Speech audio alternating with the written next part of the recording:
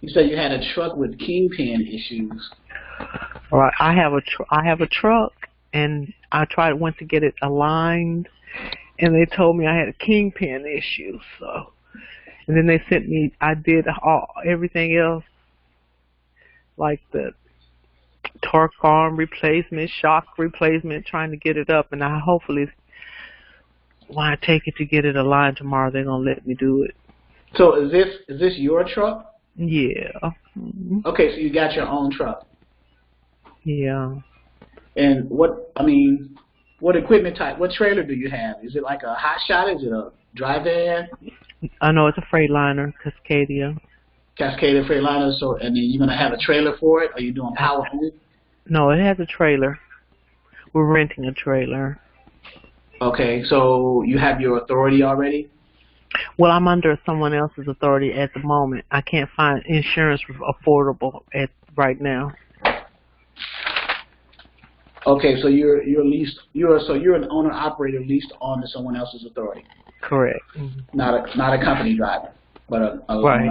Okay. Owner operator under someone else's authority at the moment until I can find some affordable insurance. Okay, so that's the number one thing that's keeping you from getting your own authority. So what is affordable to you? Like you're saying the liability or the cargo insurance or no liability is I've got that. That's affordable, $180 a month, and with the company I'm leased on, I'm paying $160 a week. So that's really affordable. But the quotes I'm getting is the least expensive quote I've gotten was $30,000 a year. I've got it as high as $60,000 a year. So that's So why not use the company that you're leasing on with is using for yourself to see if you can get their rates? Okay, I'm writing that down. You see what I'm saying? I mean, the company that you're leasing on under, the insurance type that you're trying to get, cargo and liability that you currently have under them, whatever the name of the company that you're leasing on under, call them up and say, hey, I'm an owner operator. I'm trying to get check some rates on insurance. I'm doing some comparisons, and what are you offering? What do you have for 100,000 cargo, and what do you have for 750,000 liability? Now, that's the requirement for FMCSA and DOT is 750,000, but most brokers and shippers require $1 million. So that's why most people just go ahead and get the $1 million to save themselves the headache, of that extra $25,000 coverage added to their premium. Why not just get the $1 million? So I don't know if you're able to find out. I will. I'll ask the question. All they can say is, we're not going to give you that information. About the name of the company, the insurance company for the. Right. That's a matter of public record. Okay. Yeah. So whatever company that you are leasing up under, you basically just look them up, look their MC up, and then get the. Matter of fact, let's do that. Yeah, let's do that. I need some help. I'm telling you, I'm stuck like Chuck. Not stuck, but I'm moving forward. But that's not the point. I want to have my own authority because they're not allowing me to dispatch for the truck. Right. They're trying to control the dispatch, which means they're trying to control the money. They don't want you to see. Exactly. They don't want you to see what's being made. They only want to give you, I'm assuming, a certain percentage of what you guys have agreed to lease under their authority, I guess. Well, they say they're giving me 10. I mean, they're only taking 10%, and I am seeing the rate confirmations that's coming from C.H. Robinson or whoever their shipper, whoever their the customer is. Right. But I want to dispatch my own truck. I'm dispatching some other trucks with grade wide. Okay. Because it didn't seem like I was able to go through the process of dispatching. So I met someone who created an agency under grade wide, and that's who I'm working with now. Okay. Does that make sense? That makes sense now. I wasn't able to get. They have access to the carriers, right? Right. Right. So that issue is resolved, and all I have to do basically is through their carriers bring their information into this agency system and dispatch for them with their permission, of course, with the agreements are already put in place with Great Wide. But my issue is getting my truck under our authority. Right. So the only thing that you're saying that you need in order to get your truck under your own authority now is the good insurance. So you already have your authority DOT, you have your BOC3, you have your UCR, you have IFTA and all that stuff. Okay. So you just need insurance. So check the local, like you can Google local commercial insurance like Progressive and see what they offer, because you're trying to. I've done all the research with the agency that I'm doing, that I have my bobtail with, and they came back with those two quotes, one for $30,000 and one for $60,000. So $30,000 a year for what is that what is that? Cargo and liability. So they're charging you both. They're charging you $30,000 for both coverage. Well, she didn't break it down. She just gave me the quote, and I didn't go any further. Okay, so the quote was for both, or was it for one? The quote was for. Okay, so the quote was $30,000 for both liability and cargo. Right. Okay, so and that's an annual quote. Yes. Okay, so if you split that down the middle by 12. So $2,500 a month to cover both liability and cargo with that one company. Right. You probably can find something a little bit better. You may have to go with two different companies to get a lower rate. You know what I'm saying? Like, because you said, now what did you say your company was doing for the company that you're leasing under right now as an owner operator? What are they paying for? Liability and cargo? Is it way cheaper? Yes, $160 a week. So $160 a week. That's about $8,000. Hello, Kim. So it's $160 a week. So let's do some numbers here. So and that $160 a week is is it for both or just for one? Like for liability? It's for both, liability and cargo. Wow. I know. Times 4 weeks, so that's $640 a month. $8,400 a year. Yeah, $76,800 a year. 7,000. So So now the question becomes, who are they getting their stuff through? Well, you said we're gonna find out. Okay, so what's the name of the company? Vito. Or the name or the MC number or the name or anything like that? The MC number is 720212.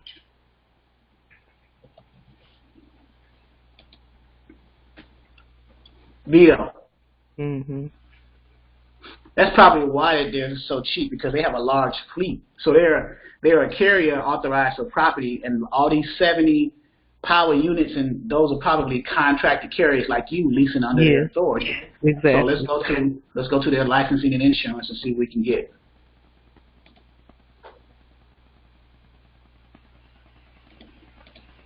We could also look them up on they're out of Forest Hill, Texas. Forest Hill.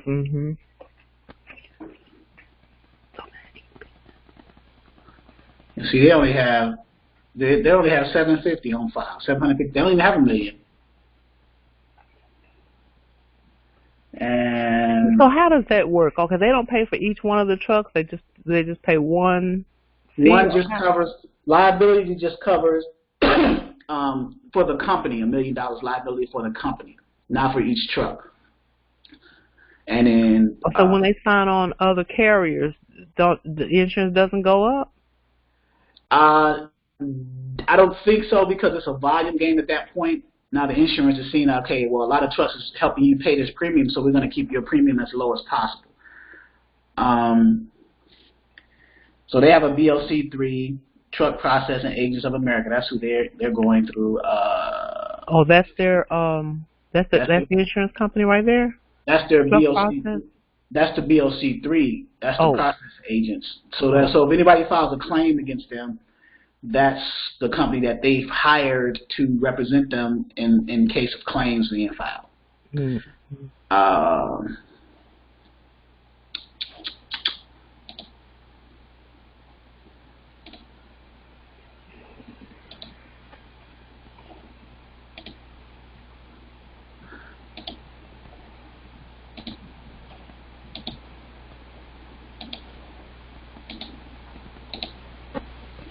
So the name of the insurance company is not going to be there.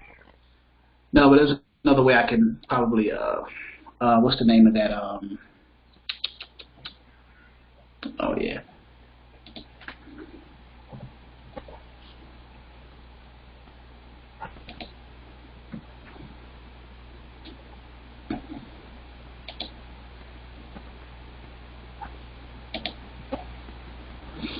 And they're in Texas.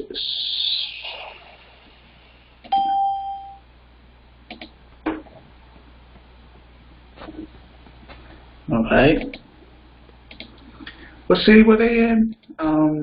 Forest Hill. No, well, that's they're in Forest. Well, the physical address is in Forest Hills. It looks like the mother company or the principal company looks like it was in Fort Worth.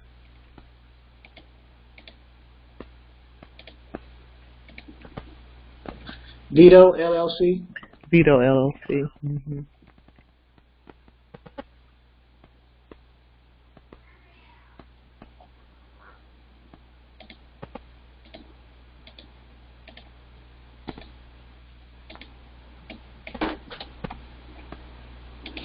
All right.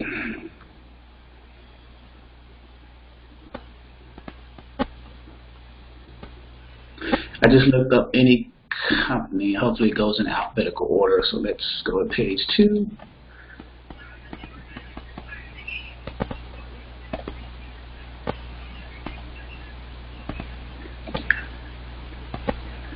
I don't see them. But it gave an address. Look, go back to Safer. Okay. Yeah. There's the business. Okay, that's Forest. Yeah, the England. All right. What is the second address over here? That's Creek Drive in Fort Worth.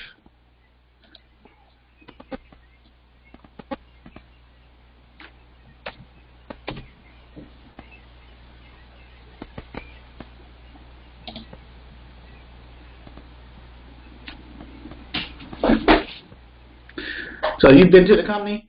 Yeah. Mm-hmm. So do you recognize this area here? Let's see. Nope. That's not England. That's Forest Hill. That's Forest Hill? No, that's England. It says that's Forest Hill, Texas on England Drive, according to...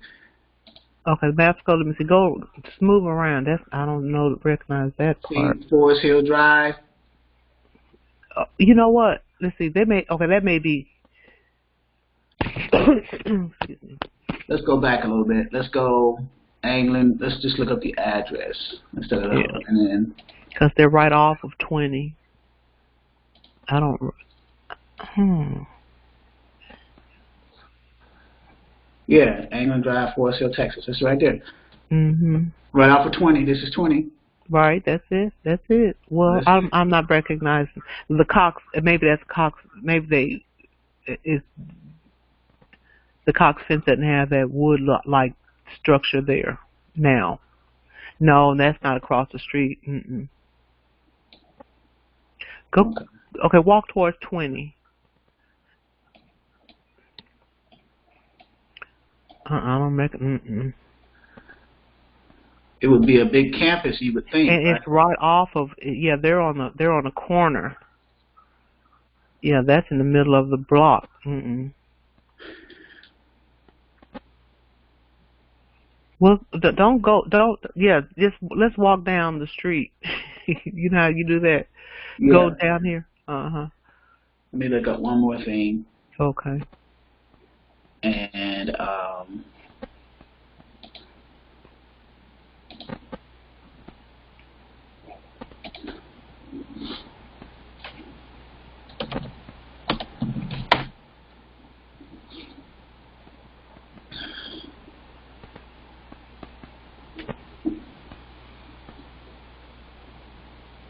I'm getting ready to add another, do a team driver for that truck because it's like I'm just breaking even if I'm breaking even. So I'm figuring another driver in the truck would kind of help me out. That's one of the reasons I'm trying to get the truck tight mechanically. yeah. Well, these rates are killing me, God, dog. Yeah, they're not paying. I'm assuming they're not paying. No, just doing the averages. It's averaging out about $1.65 an hour, a mile. Now for a drive-in. Here we go. Drive in. Mm-hmm. So they do hot shots and vans. So they do. Okay, so where's their? Normally it would have insurance information on here, but apparently it does not. Insurance, veto insurance history. Okay, so here we go. Insurance carrier. As of 2014, 750,000. This is the name of the insurance company right here. Global Hawk. So here's their other history. Got canceled, replaced, and the reason why. Right, things were canceled. So back in 2014, they were canceled, and then 2013 they got canceled. 26th of 2014, August 26th, and then they renewed it. So now effective date. So since August 26, 2014, they are dealing with this company here, Global Hawk Insurance, right here out of California. That's the address? Yeah, address and fax number. Global Hawk Insurance Company, 3090 Independence Drive, Suite 244, Livermore, California. Okay, just a second. Let me open up. Get the address. 3090 Independence. I can copy it and paste it in the chat right now. Okay, awesome. That's just the fax number. Yeah, that's just a fax number. So what you can do is you can Google them. So if I click this link, it's just going to take me. You are so smart. Ooh. If you Google them, let's use our trusted Google, right? Google that company out of Livermore, and now you can look them up and get rates, you know, of what they offer. Here they are right here. So now you have a phone number, 925-493-7525. Mm-hmm. And I'm pasting that here. So now you have a starting point. Yeah. Okay. Because if their rates are that good, it has to be for a reason, right? So.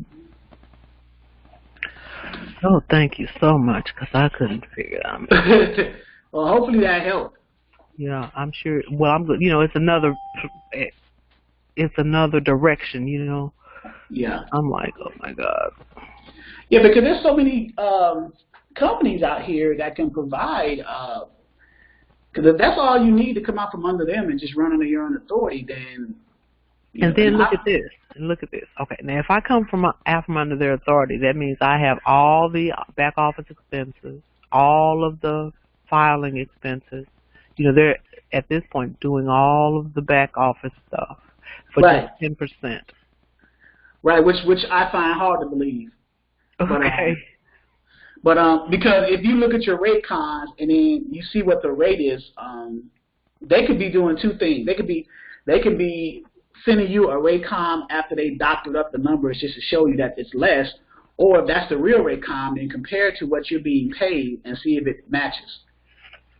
Yeah, but okay, the Raycom informations that I'm getting that they're presenting to me are, like, for example, C.H. Robinson with all the contact information on it. You know what their rate sheet cons look like, right? Right. Yeah. The rates are usually on the second page. Correct. Okay. Do you think that they have the ability to go in and change that? No, they cannot. That's against the law. Okay. So that, I guess I'm getting what, say, C.H. Robinson is paying, because right. So all they're doing is they're charging. So they're dispatching for you at 10. They're charging you 10% to dispatch for you, and they're charging you a fee to lease under their authority. No, I'm just paying a flat 10%, plus insurance, and plus that's where the home parking is. And let me see what what they call this, my advances: fuel, cargo, trailer, and escrow. I've already paid off the escrow, so I'm being charged fuel, cargo, and trailer, and home office. So all that for 10%. Mm-hmm. I find that extremely hard to believe, but if I'm just I thought it was awesome too. It's just amazing. Well, it don't sound right. Well, so let's just walk through the day in the life of one of your loads, right? And we can kind of figure out what, like, give me a case scenario when you got a Raycom for a load and what that number was. Okay, the last one. Okay, because I had to take it off the road this week for the repairs of the shocks and torque arm. Right. And air leaks. So 1011 Red Oak, Iowa to Holland, Ohio, 1400. Okay, so the revenue was 1400 minus 10%, 1260. That's what I got. 1400 minus $140. Okay. So you got 1260. Right. So you got paid 1260. Got paid 1260. Okay. Then this is Then Huntington, Indiana to Frisco, Texas, 1900. Well, let's do the first one. What was the pickup and the Okay, the pickup was Red Oak, Iowa. He said Iowa. Yep. To Holland, Ohio.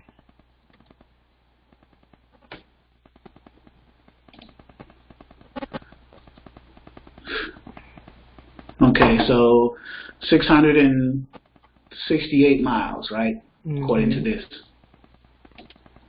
And you got paid 14. You got paid 1260. So the Raycon said. The Raycon says 1400. Then they took the 140. At right. So you got paid $1.88 a mile. Because I'm taking what you actually took home, divided by the miles, not what the broker paid the trucking company, because they're going to take out, because 1400 looks more attractive over that mileage than 1260 does. Mm-hmm. But you didn't get 1400; you only got 1260. Mm-hmm. So your mileage was, now, do you have a fuel card for that company, or do you got to pay your own? Yeah, we have a fuel card. So, but I don't see where I'm getting the discount. Are you sure you're a leased owner or not a company? You're not a company driver, because that's what it sounds like. What? It sounds like what? It sounds like you guys are doing it sounds like it's almost like a company driver as opposed to a lease on authority, on owner operator lease under that trucking company. So why does it sound like that? Because what? Because of there's three different types, right? You have a company driver, you have a owner operator who's leased under someone's authority, and then you have an owner operator with their own authority. Okay. Right?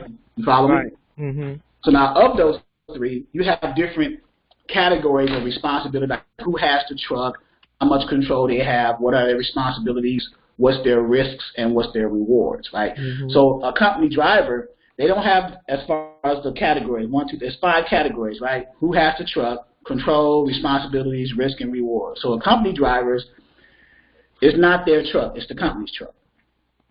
So it's your truck, right? It's not their truck. It's my truck. Right? Right. It's your truck. Okay, you own the truck, you have the title and all that stuff. Okay. So you're under the category, you're not a company driver by that first category. Mm-hmm. Okay, control. How much control do you have? Like company drivers have no control. They go where they're told, right? They get dispatched a load, they go where they're told, so on and so forth. Owner operators who are leased under the authority of a trucking company, they have some control, but not a lot. And then owner operators with their own authority, they have all the control because it's their company, they're doing the loads and everything. So what do you feel in that situation under the control category? Do you feel like it's under a company driver, or do you feel like you're an owner operator leased under, you have some control or no control? I have all the, I don't have to take any loads I don't want. Okay, so you're not, that's a good thing then. That's not a non-company driver. So now responsibilities. The company drivers, they just drive only because they're company drivers. The owner operators who are leased under the authority of a trucking company, they maintain the truck and the trailer and maybe some dispatching. So under responsibility category, how do you feel? What do you think you are in that? They're not allowing me to do my own dispatching. Okay. Now, but do you maintain your truck and trailer, or do they do it? I maintain the truck and trailer. Okay. So you are under the category of owner operator leased under. Okay. So now under risk and reward, a company driver has low risk. All the risk is for the trucking company. The company driver, they just get in the truck and just drive. With the owner operator leased under a trucking company's authority, they have like medium risk. And then with an owner operator with their own authority, they have high risk because everything is on them. It's their truck, it's their company, they're running everything. So where do you feel you fit in that category? Okay, when you say the risk, so if the load doesn't get there, like financial risk. Like if anything happens to the truck, like with company drivers, if anything happens to the truck, if it breaks down, all they got to do is call roadside and the company takes care of it. Now with you, so think of it as financial risk. It broke down in North Carolina with a DEF issue, a new DEF pump. I had to pay for it. I had to call the wrecker, and they took it to some what you call a shade tree mechanic. Right. And it did, that didn't work, so it broke down again a week later with the same issue, and I called Kenworth. And they came and got it and repaired it. But I had to pay. It was my responsibility to get my truck out of North Carolina. Right. So now with risks, the other side of risks are rewards. With company drivers, there's a low reward and no upside for company drivers. They're just getting paid what they're getting paid weekly. Their settlement. I have to pay my own driver. Oh, okay. So yeah. Oh, I see. Okay. Yeah, so you're an owner operator, but you're just leasing. Okay. I know. What, Ann? It just sounded kind of shady to me a little bit. So that dollar. So with this company Vito, that $1.88 a mile for that van run. I mean, that's okay. So let's look at that from a market standpoint for a dry van. Let's look at can you see the screen? Right. Okay, so you were in Iowa. So you were in this is dry van rate. So you were in the area. Iowa's right here in this $2.05 a mile. So I don't know if they lowballed you or not. It's hard to say, but they're doing the 1,400 at $6.68. That's where they're $2. So they're doing a gross revenue from what the broker is paying the company. These numbers what represents what the broker is either paying, what the shipper's paying the carriers directly, or what the brokers are paying overall.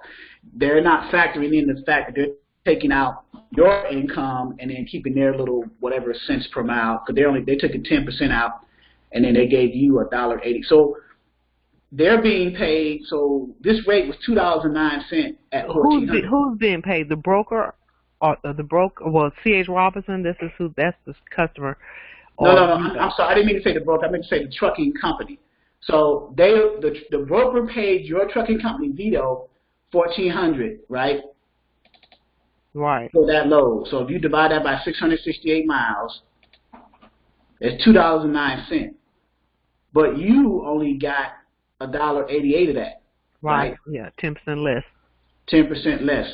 So if you minus $1.88, so your trucking company got paid 21 cents a mile times that distance, 168. So they got paid $140.28 for you running for something that you could have done yourself and kept that extra $140 and kept the whole $1,400. But you can't do it right now because you don't have the proper insurance to do it right now. That's probably why you're running up under somebody's authority. Plus, okay, and here I'm looking at this as well. At $140 for that particular load, what would my back office cost be? Right. So your back office is going to be minimum. Think about it like this. Your back office, what's all in your back office? You mean the load boards and all the other things that's your cost of doing business as a trucking company to run it? The cost of doing business, the accounting, the bookkeeping, what I'm paying in insurance for sure, back office, and just the management of that part. Right. So until you have to pay somebody weekly, 8 hours a day or 10 hours a day or whatever, in order to manage that. So would that be cheaper? Why not do it yourself? This is your company. Because I have a whole bunch of other stuff to do. So if that's the case, grow a company, right. So now by you saying that, now the question becomes, I'm gonna be realistic with you now. The question becomes now, well, are you at a place where you ready to do it now? You may not be at a place where you're ready to do it all right now. Maybe you jump in. I'm at a place that I don't know how to do it right now. Okay. Productively. See, because I'm trying to manage this. I'm trying to manage this dispatch side as well. So the dispatch side and the trucking company side since they're in the same genre, so to speak, the transportation industry, I could see if you were doing trying to do a trucking company and be a real estate agent. You know what I'm saying? It'd be kind of hard because it's two different things, apples and oranges. But you're in a space where it's kind of related. You are trying to do dispatching as well as have a trucking company, so they kind of relate. You can take your dispatching skills. You can take your dispatching skills and apply it to your trucking company. Yeah. But the first thing you have to do is get to a place where you may have to stay up under this company, this trucking company's authority, until you build up enough revenue over time and put away enough income over time where you can cover, let's say you put enough income away over time where you can cover your expenses for a year, your back office expenses. Then at that point, you may be at a crossroads where you have to make a decision. Well, I got enough to cover myself for a year. And during that year, you've gotten to a place where you found a good company that gave you an affordable insurance quote, where you can now, even within that money that you put aside for a year, that covers the insurance quote and all your back office stuff.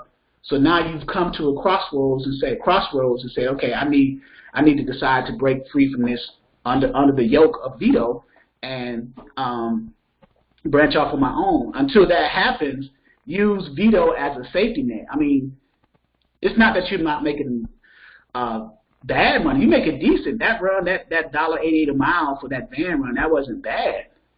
Okay, now but you didn't take out the driver. I'm paying the driver 50 cents a mile. Okay, so So now let's look at our. So now you're a trucking company, or you want to be a full-fledged trucking company after you get out from under. VETA. Right. Because there are a lot of guys out there that can't have their own authority for whatever reason.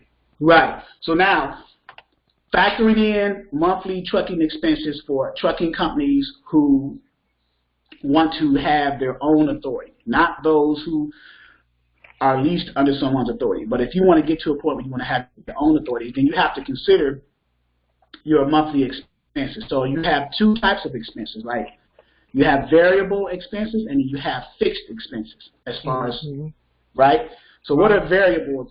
Variable expenses are those that are, they change over time and they change as you use. Like fuel is a variable expense because you only use fuel when you move the truck, you know. An example of a fixed expense is something that you got to pay whether you run the truck or not. Like you got to pay insurance all the time, whether that truck moves or not. You still got to pay that premium. So insurance qualifies as a fixed expense. Do you agree? Right. Okay. So I just want to get you. So variable expense, driver pay is a variable expense. Maybe a driver don't drive one day or they may drive another day. So you pay them. Their pay varies on how often they drive the truck. You agree? Okay. Got it. Okay. Factoring fees, broker quick pay, all that stuff, that's variable because you're only paid by them as you use their service. As your driver drives the truck and delivers those loads, your factory company pays you or the broker pays you based off of their quick pay or whatever options they pay you under. So that's a variable expense. I'm hoping you're writing this down. Oh, I have it. Yeah. You want the numbers? Okay. Another variable expense is tolls. Right? You only pay them as you go through them. That's why they're variable, right? Because you don't go through them all the time because maybe your lane is not in an area where there is a toll, right? So that's why it's a variable. It's an important expense, but it's variable. It doesn't happen all the time, okay? The same thing with scales, you know. Permits, like trip permits. Those are variable because you only may have to pay trip permits in certain areas that you go to. Okay. Dispatcher pay, that's a variable expense. You know, you only pay your dispatcher as they dispatch you a load.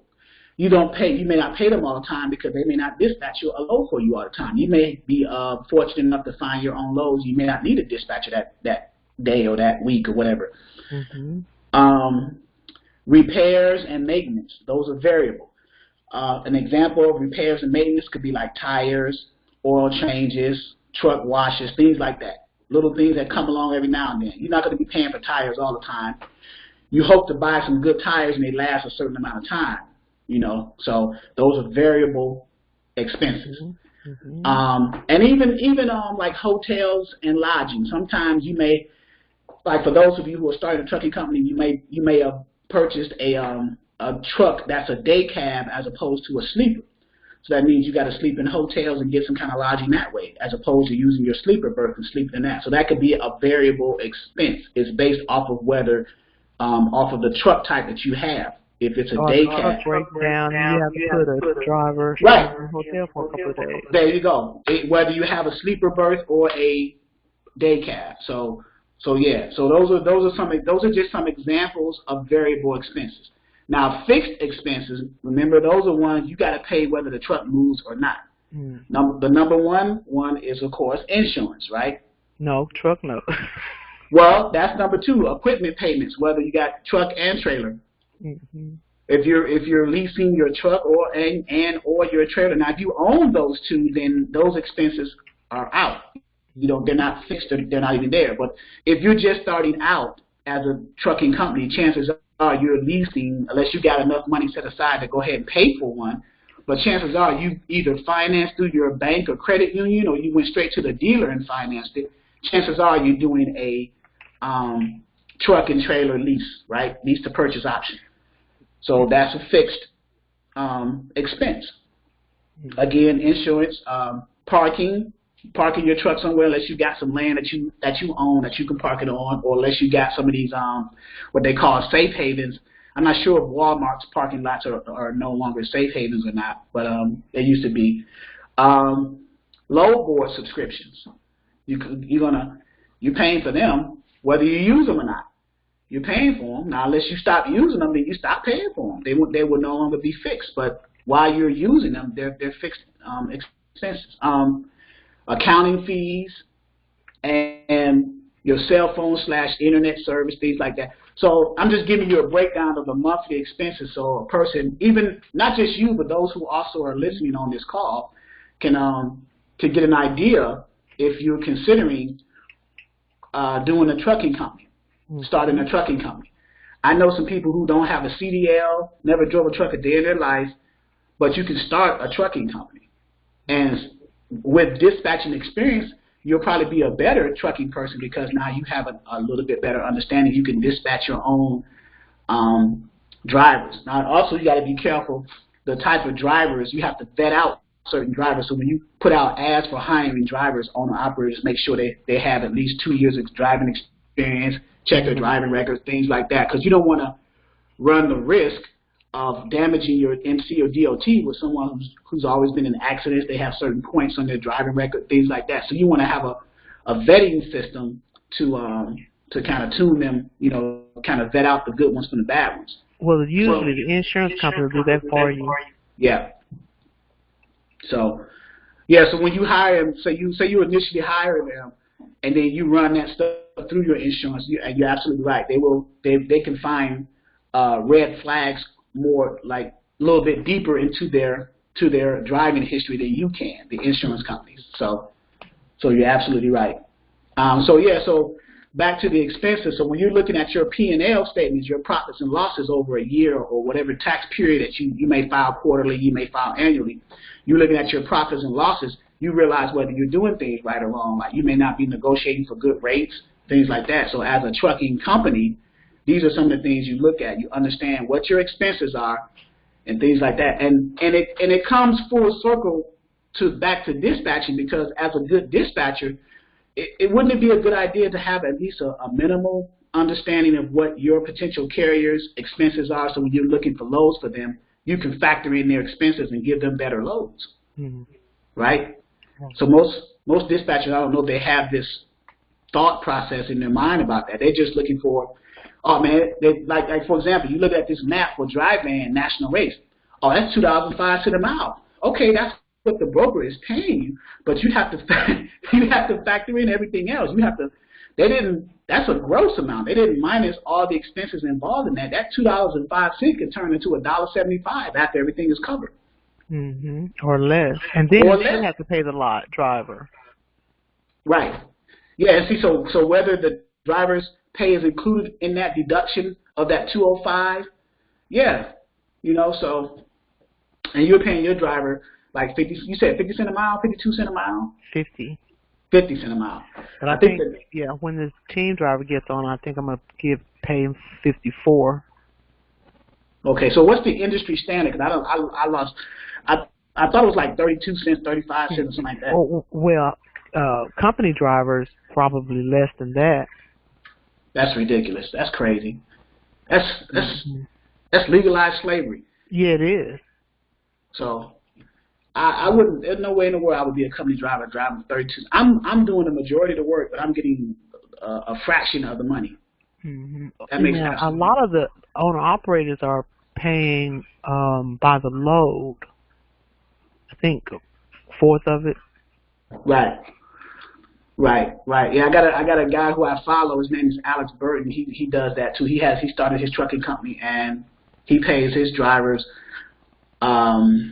I think he gives them like 20% or 25% of the load.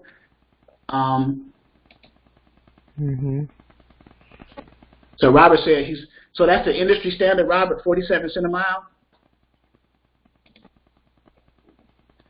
So it's either 47. So some guys like Alex, he pays like 20%. So if you're paying, so we have to figure out what percentage that is. If you're paying, you said 50 cents a mile, and you got paid $1. What was it? $1.88 on that last example. Right.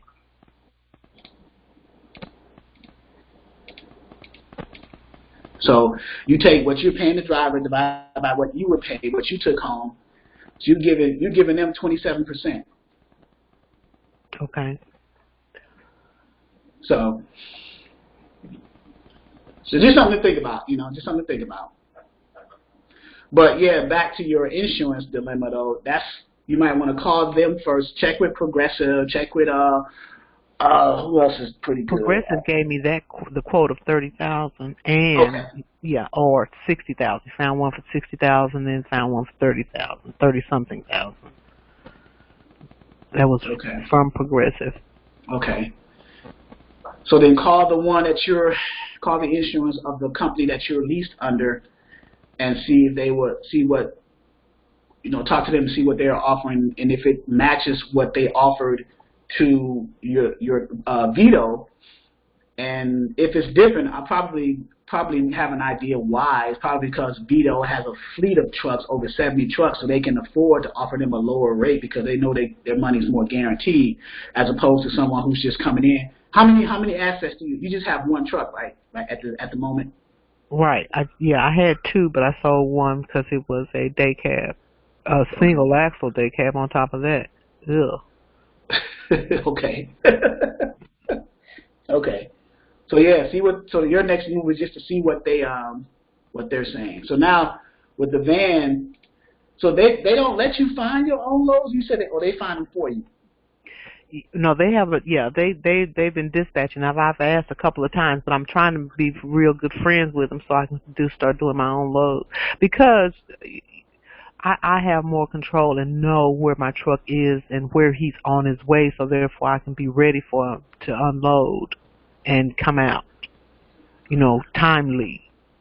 And you can't always control that because you don't know what the docks look like or how long they're going to be sitting to get unloaded.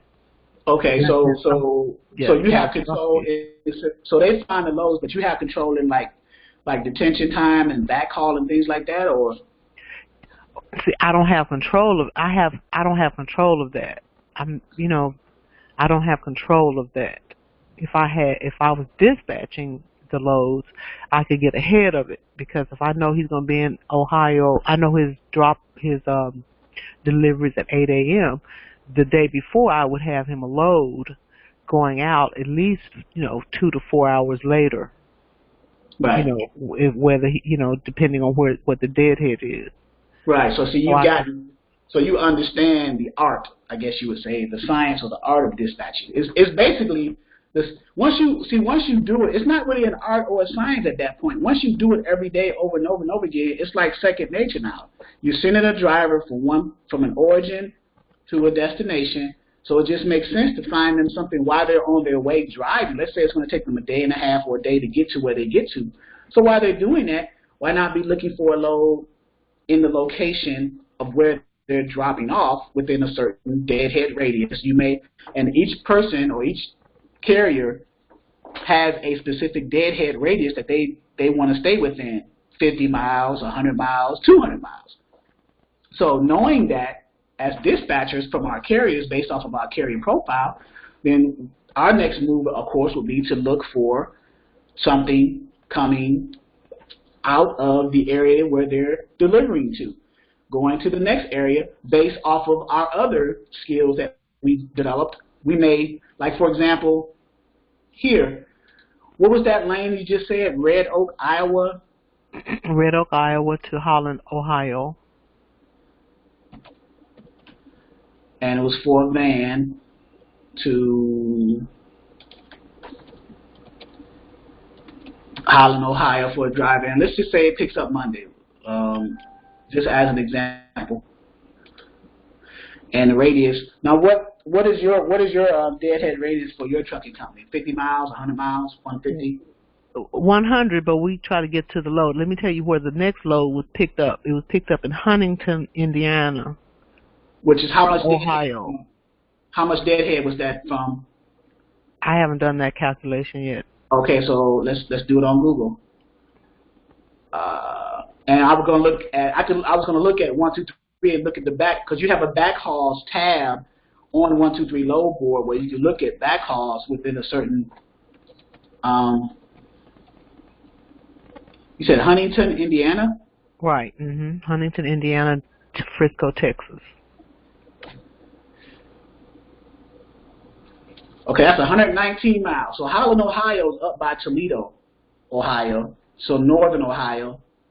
And it went 119 miles. So you went 119 miles deadhead or empty, burning fuel, right, to Huntington, picked that up, and then went down to Texas. Right.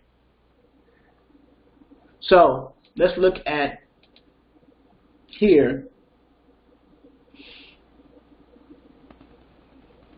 We did this. The original one was Red Oak, Iowa to Holland. And we have some loads here. And they're under 100 miles. Well, the first three were, first two. I said, what did that one pay? It paid $1,900, Huntington to Frisco. Huntington to Frisco? Mm-hmm.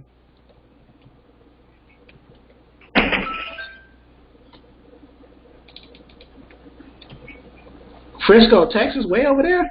Jesus Christ. And when did that pick up? This weekend? Friday? Well, it picked up on, well, this is already delivered. Let's see. Oh, so it's already delivered. So we might be looking for something out of Frisco on Monday then. Yeah, oh yeah. Yeah, I'm ready to go again. Well, I've got a couple of things I have to do, but I'm ready to go. Oh, so we dropped it off on the 14th. We dropped it off in Holland, Ohio on the 14th, and we picked up on the 14th as well in Huntington. Okay, so you dropped it off early in Ohio and drove over 119 miles to Huntington, and so from the 14th. So where is it empty now? And if so, where? Yeah, I'm empty. I'm empty. It's at home. It's in Dallas. Oh, you're in Dallas. Okay. Oh, you shouldn't have a problem finding a load in DFW, right? No, usually it's not really a problem. You just have to get the money that you need to get out. Yeah, I got 96 loads coming out of Dallas for a dry van. 24. There's one 2450 going from that's now another thing too with deadhead. Is it deadhead going in the same direction of where you're going to deliver, or is it deadhead going out of the way and then you have to come back? Oh yeah, no. Well, let's see here. I don't care where I go except I don't want to go to the mountains either side. I want to stay out of. I don't want to go as far up to. Let's see, as far as I want to go. I really don't want to go to North Carolina. Okay, so you don't want to go in the Rocky Mountains or the Appalachians. So you want to stay in between those. I do. Okay. Texas, Oklahoma, Arkansas, Missouri, Kansas, Ohio, Nebraska, South Dakota. Right. So with that being said, then you would have to look at the hot areas for freight for your equipment type in between those mountains. Now that's what I need to learn how to do. Okay. So let's do that right now. Okay. So you said, so here's the Rocky Mountains right here, the western part of the state. Anything that's brown, I don't want to go. Right. So yeah, because you don't want to. Number one, you don't want the wear and tear on your tractor and trailer, and then you don't want number two. Well, number one, you don't want to burn fuel. That's number one. Yeah, that's number one. And then number two, you don't want to burn.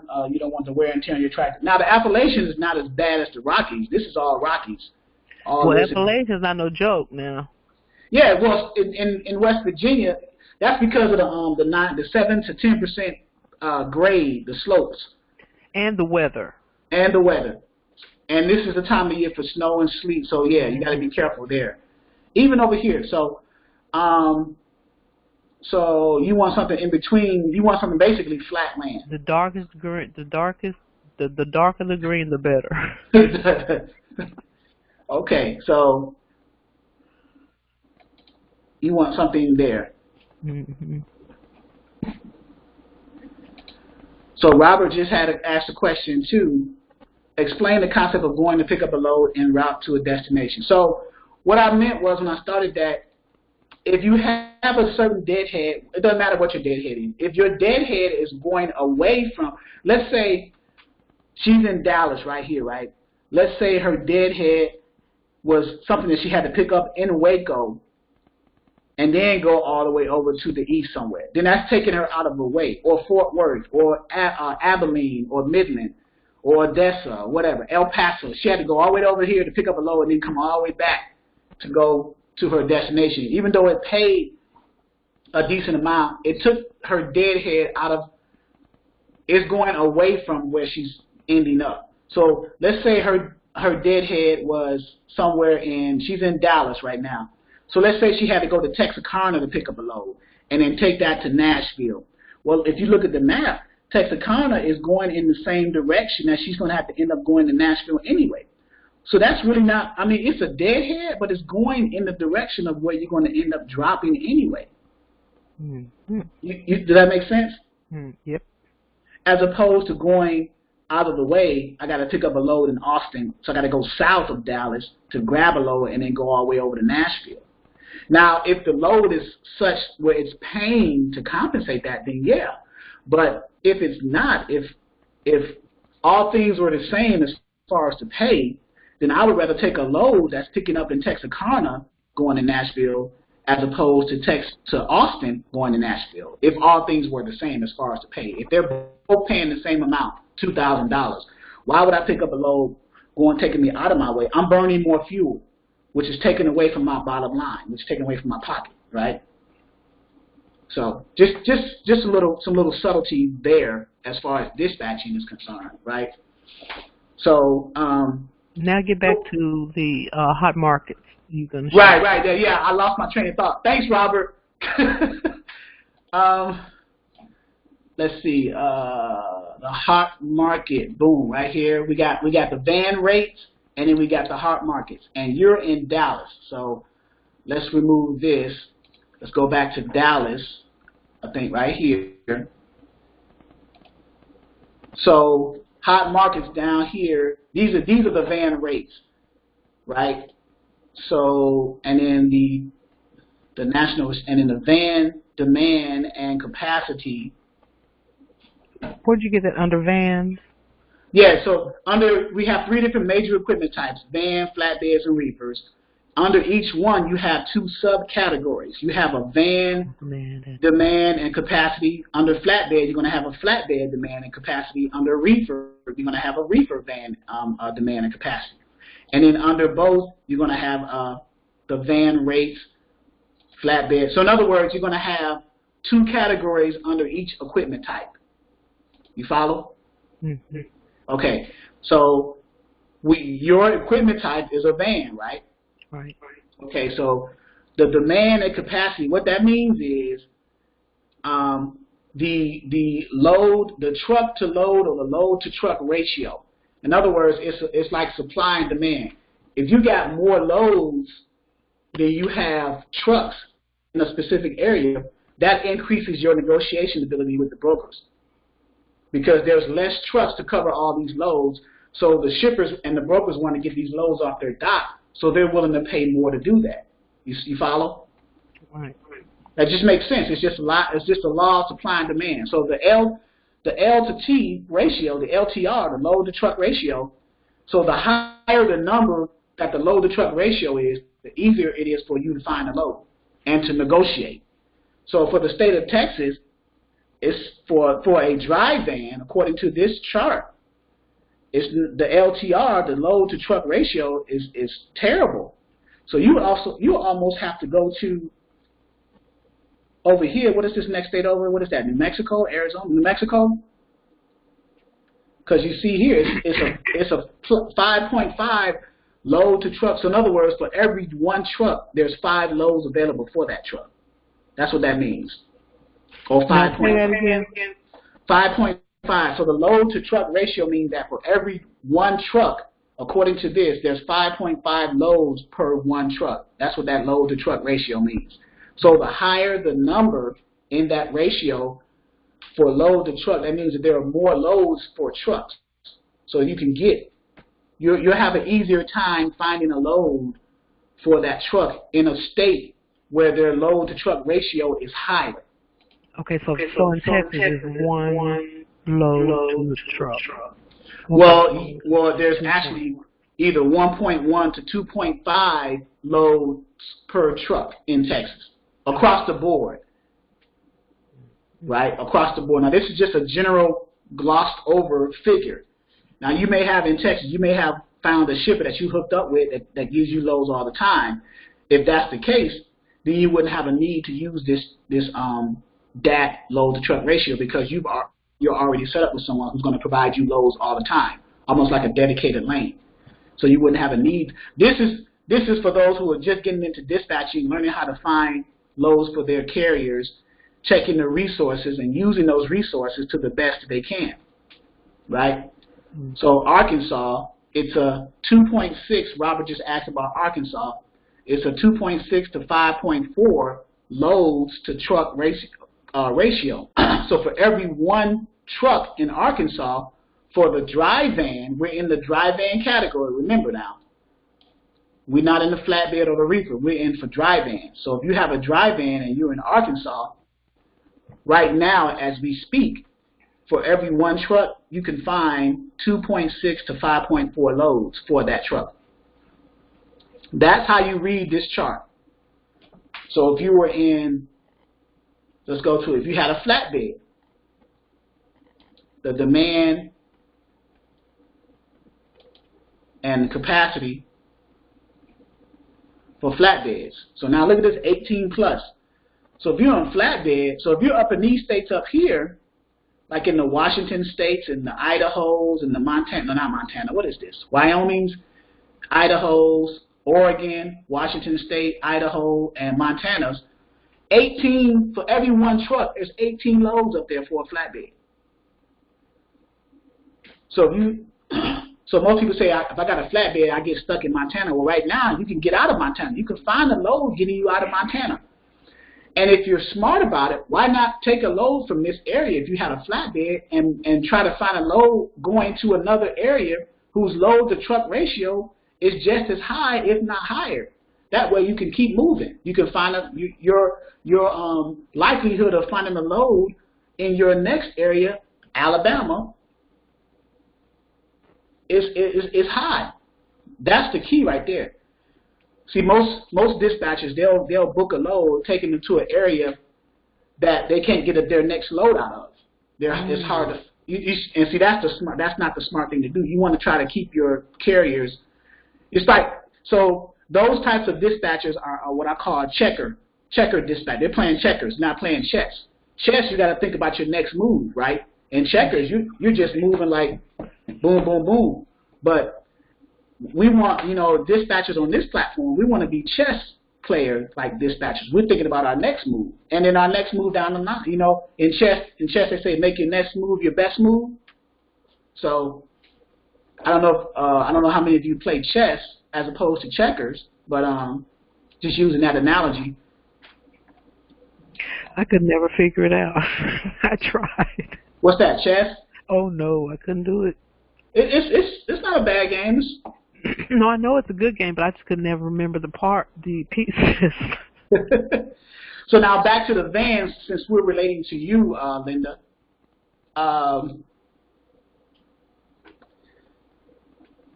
let's put all this together. So Angela says she's a chess player here, yeah. So you got two subcategories under each equipment type, right? So the national rates for the vans, right, is telling you the national rates, $1 here, $2 there, and so on and so forth. So most people say, well, if it's saying $2 here and I'm in Texas, why not send my driver to the area where the rates for that equipment type van is $2.05? Okay, that's cool. That's cool to think about that. So let's go to the load truck ratio, which is under the demand and capacity setting. So within that $2.05 region that it showed, if you're in Texas, then you see here that darker color one is, remember, the darker the color, the higher the load to truck ratio. So I would try to find a load that's going to South Dakota. So now, with that being said, let's go to our load board and see if we can find loads that's going up to South Dakota from Texas, right? We can just filter our load search, because we saw on the map, right, we saw South Dakota as a high truck to load to truck ratio. So now all we got to do now is say, okay, let's look at the state of Texas going out to the state of South Dakota for a dry van and see if that's the case. And look, it's not even showing anything.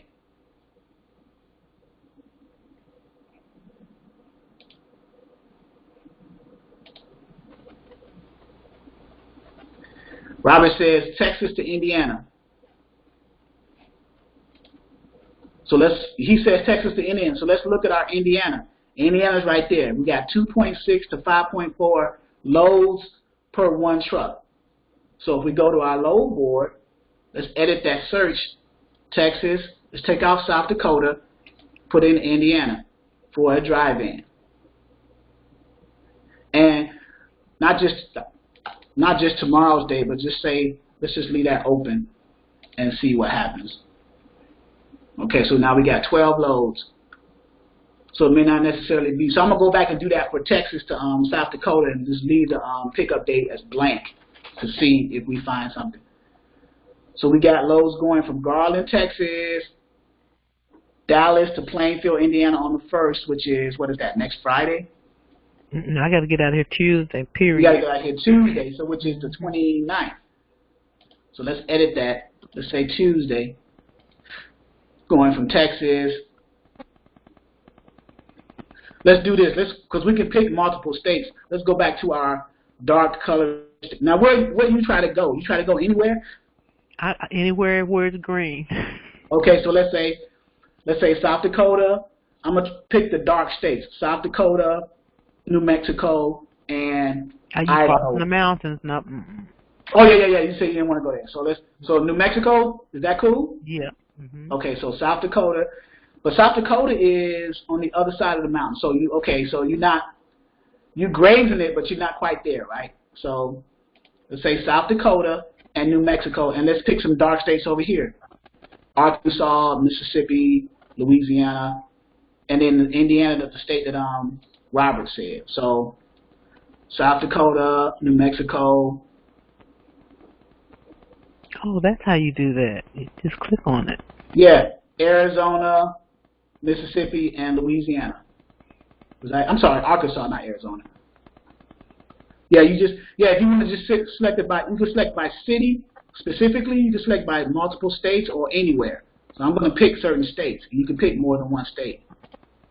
So we just picked the states that coordinated with the dark colored regions that had a high ratio of load to truck: Kansas, Iowa, let's say Kansas. You don't want to go to the East Coast, right, because of the tolls and stuff like way. that? Mm-hmm. Okay.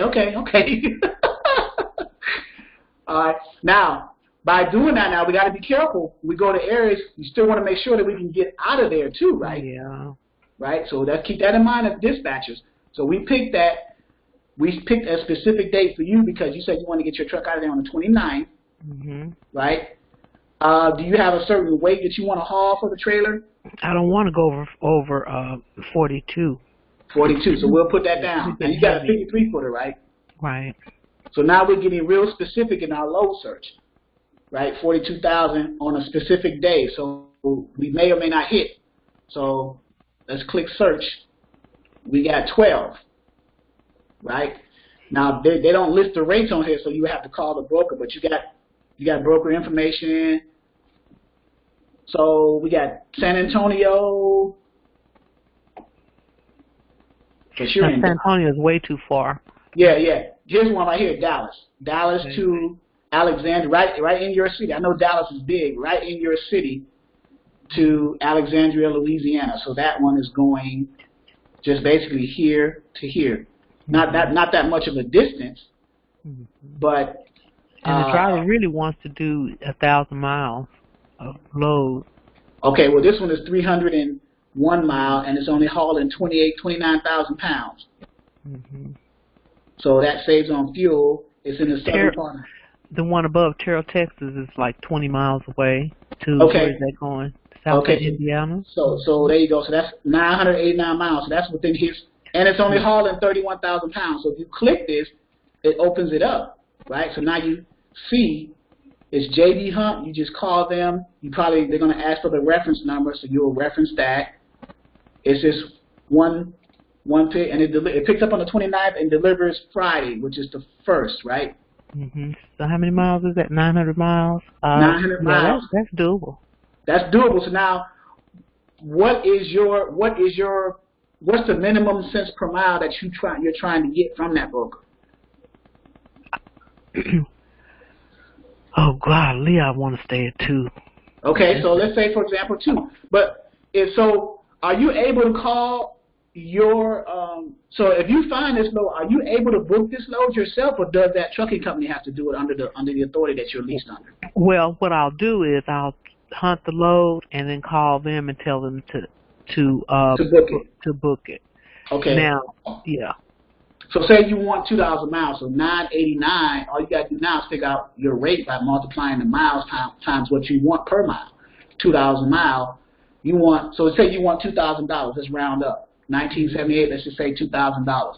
So when you call JB Hunt, they'll say, well, I see you got the load going from Terrell, Texas to South Bend, Indiana.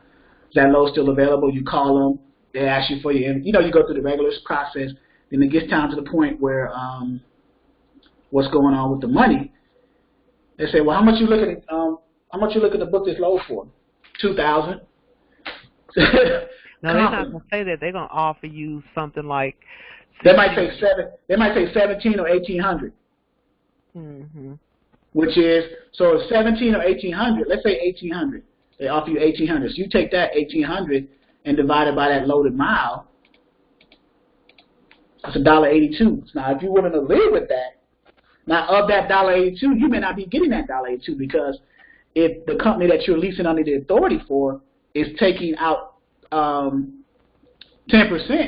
So say they did 1,800. So let's say they did 1,800. 10% of 1,800 is $180, right? So you're gonna minus 180. So now you're really 1,620 divided by 989 miles. This is your true cents per mile, $1.64. Mm-hmm. You see how it's getting smaller and smaller? So should I think that? Say no, because no, I have to tell them what I'm going to have. Okay, when you said, well, I can get it for $1.80, and I said, well, I have a driver that's available, ready to go today. Right. So you have to $2. So when negotiating, you have to know what your break-even margins are and your profit margins are. So your break-even, so you cannot be lower. This is what you cannot be lower than because you're factoring in Vito taking out 10%. So that's why I said, if I said 2,000, so now 2,000, if you get it for 2,000 and Vito still dispatches it for you, you got to take out $200, right? 10%. Right. So now your new is 1,800. So now you divide that by the 989. Now it's $1.82. So now that's a little bit better than $1.63. That's why I said 2,000. So now if you go higher, okay, I want 2,200, right? Mm-hmm. Now 2,200, a gross 2,200 by 989. If it's just you, that's $2.22 a mile, which is still not bad. But you're not going to see that, especially if Vito is doing it for you. So now you're going to take out 220, 10%. So it's 1,980 divided by the miles. That's $2 even. That's what you really wanted. So now, that's why I asked you, what's the cents per mile that you want, not what you want minus Vito's cut and things like that. So if $2 is what you want after Vito has gotten their 10%, then what you need to tell JB Hunt is, I need 22. I need 2,200. That's what I mean by negotiating. That's your number. If they give you 22, you'll get $2 a mile because you'll take out the 10% that Vito is going to do, and now you're going to get 1,980, and you're still going to divide that by the 989, and you're going to get that $2 a mile. Oh, I'm glad That's I what I talked to mean you today. Huh? I'm glad talk to you today. You glad you talked to me today? No, that's fine. That's cool. You can call me anytime. You got my cell number, right? But I don't like bothering people, but No, this has been worrying me. Well, I hope this helped a little bit. It did. Ooh. That's my cell number right there. Okay, you know what I like to do? Show me on 1, 2, 3 load board. Show me how to book 3 loads. Okay. Right, you know. Okay. Well, that was my next thing. I was going to move on to backhaul because if you notice, this is the first lane going from. Let's stick with this example for teaching purposes, right? So I'm gonna write this down. So Terrell, Texas to South Bend, Indiana. Right? Okay. That's one. That's one. You said book 3 loads, so that's one. So now you want to find something from South Bend, Indiana to the next high-paying area so you can get out. Because you want to go from one place to the next place, get out of there in a decent time, go from that place to the next place, get out of there in a decent time, go from that place to the next. And you want to keep that cycle going. So now you have to know what the load to truck ratio is, what the market is, what are the hot markets for your equipment type, so you can constantly send your carrier to those markets and keep that. And the markets change every week. This is going to change next week. It's not going to. This does not stay constant. This is going to change next week. I can guarantee you that. This load to truck ratio for this state is not going to be the same as in South Dakota a week from now. The colors may get darker. So it takes a week for those to change, or they change. It may not. I'm just saying a week. A week is just an example. The point I'm making is it's not going to be the same. They're going to change. It could be 3 days because the market, the transportation industry, and the seasons change. The transportation industry, it's a volatile industry. So 1 week or 1 day or 3 days in one area, you may have a high load to truck ratio, but a few days later, this 5.5 plus, it may change to 2.6 to 5.4. Mm-hmm. You see what I'm saying? In a matter of days or a week. Mm-hmm. So, but with your example, let's go back to your example. If you notice, every time you open up a load in 1, 2, 3 load board, you have certain tabs down here. Mm-hmm. If you notice, you have backhauls tab. It says 651 backhaul. So what that means, a backhaul is something coming out of South Bend, Indiana, going to wherever. So let's click the backhaul tab, right? So now let's read this. So from South Bend, Indiana, back to where you came from, Terrell, Texas, there's 40 backhauls, right? This is how you read this. From South Bend, Indiana, where you delivered to currently, back to just the state of Texas, anywhere in Texas, not just Terrell, Indiana, but anywhere, there's 61 backhaul loads. See that? Mm-hmm. From South Bend, Indiana to anywhere, there's 651. From the state of Indiana, because you're in Indiana, not just South Bend, but in Indiana back to the state of Texas, there's 34 backhauls. And then in the state of Indiana to anywhere, there's 275 backhauls. Now, it even figured out your fuel costs and everything. Look at this. Jesus Christ. 989 miles times, right now, is I guess the diesel rate is $2.62. Divided by, you're going to get 5 miles to the gallon on your tank. So you're paying $520 in fuel. So you have to even factor in that. Mm-hmm. So not just the driver pay, but your fuel cost. So that's why I asked, what is the least amount cents per mile that you want to make on a load? So when you ask yourself that, so you're a trucking company, so you have a driver, but as a dispatcher, it's probably good for us to know it. But you want to see, okay, well, I'm paying my driver and I'm paying my fuel costs. So what's my break-even point and what's my profit margins? So I think it's Robert said, ask her how many miles is she looking to run on a weekly basis. Yeah, how many miles do you Are you trying to have your drivers run on a weekly basis, like 2,500 to 3,000 miles? Yes, 25 to 3,000. Usually it'll be about 27 because there's gonna be some issues. Somebody got stuck at the dock or something. Right. So you figure that's between 500 and 600 miles a day. Right. Times because you're running. I'm assuming 5 days a week with the weekends off for 34 reset. Well, yeah. Okay. And again, next week I'm attempting to put a second driver in that truck. So you're running teams. I'm gonna be running teams next week. I want to. Hopefully. Okay. Okay. So by looking at this, you decide which one you choose, and you just click the link for that, and it's going to take you to. Now I'm going to right click. Let's say we want to go back to Texas. You want to get back home because maybe something came up, you had an emergency, you had to get back home. So let's find a load to get you back close to Dallas. So let's say we decided to get back to Terra. We got 40 options. So I'm going to, instead of clicking it, because it's going to just clear this, I'm going to right click it, open it in a new tab, and see the backhauls from South Bend back to Terra. Right? So it's going to open this up. So now we're on the backhaul. See that?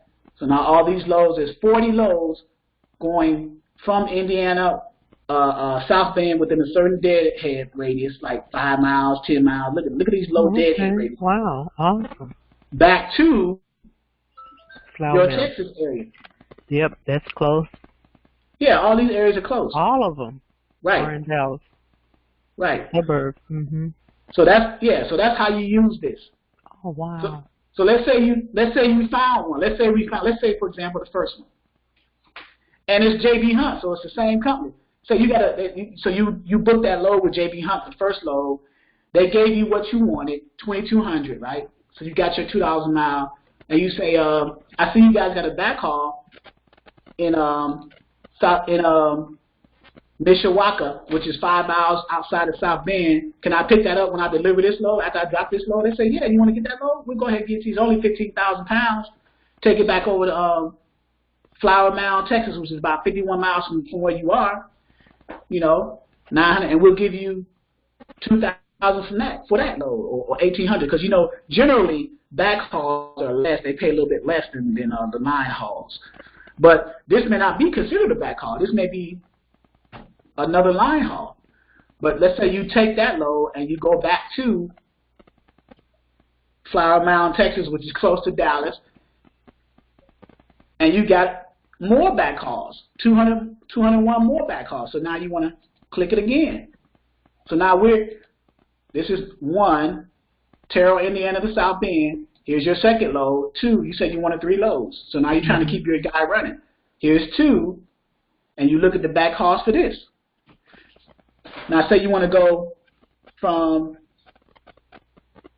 Flower Mound, Texas, which is close to you, to anywhere. You don't want to go back to Indiana. You just want to go to anywhere just to see what your options are. Mm-hmm. Right? Because you don't want to go back and forth to Indiana unless if it's paying good, then hell yeah, I'll keep going back and forth to Indiana. Texas, Indiana, Texas, Indiana. But let's say you want to experiment a little bit. You want to go from Texas out to anywhere just to see what's paying what. And it's still calculating your fuel costs. So I'm going to right-click this, open this in another tab. So now here's our third load. You said you wanted 3 loads, right? Right. So here's the third one. So now you got something coming out of, and it's, of course, it's a few days later. It's the reason why I'm saying the 28th. I'm just using this as an example. You can change the dates anytime, but I'm just using it as an example. So now you get to see the loads coming back from Texas out to anywhere within your places that you want to go to, and other places you want to avoid. You wanted to avoid the Rocky Mountains and the Appalachians, so you want to stay in between those areas. So when you're looking at these backhauls, make sure you choose the states that are not in the areas that you want to avoid, right? So then it won't show up on the when it won't pull those areas I don't want into the load board. Is that right? Well, you can. I'm just using the backhauls tab, but if you want to manually do that, you can manually select those states like we did in the beginning, and just keep those states selected in this areas. You can just click these states that are between the Rocky Mountains and the Appalachians, and just keep running back and forth in between those, even your backhaul. So here's your backhaul. We can edit the backhaul search. South Bend, Indiana, back to Terrell. We can edit that and just change it to something different. You see? Mm-hmm. We can just edit it and change it back and forth, and just keep your backhauls and line hauls going back and forth in those states. As a matter of fact, let's do that. I can show you better than I can tell you, right? So, so let's select all the states that are between the Rocky Mountains and the Appalachian Mountains. Let's see, Michigan, Ohio. So let's just do this. Boom. So even Texas. So all these states right here are selected. Let's see, Colorado, Wyoming, and Montana. Let's look at our map. Colorado, Wyoming, and Montana are in the Rocky Mountains. So we're not selecting that. And then over here, we got West Virginia, Pennsylvania, and a little bit of North Carolina. Tennessee to some degree, but the western part of Tennessee is not in the Appalachian Mountains. So Tennessee is an option. So let's say Tennessee. We got Tennessee. But West Virginia, all this. So everything, let's see, Georgia. Yeah, Georgia, cool. South Carolina, but not North Carolina, right? No, North Carolina's cool. No, it's not. Okay, so South Carolina, Georgia. I don't want to send you to Florida because it's hell getting out. Well, Charlotte is okay. Charlotte's okay, but okay, so we'll select that. So now, in our back, so this is the first one. So let's re-update our search. So now we got 48 options for Texas to those states, out of Texas to those states, or Dallas to anywhere. I think our state is still, our option is still in there. Where was that? Right here. Right there. Right? And then we go into our backhaul, which we did, right, which is the next option. So now we're in South Bend, Indiana, to where? So we're coming, because our first load was Terrell, Texas to South Bend, Indiana. So now our second load is South Bend, Indiana, and now we want to select those states again to anywhere within those between those two mountains, right? The Rockies and the Appalachians. That's what you were talking about? Yes, sir.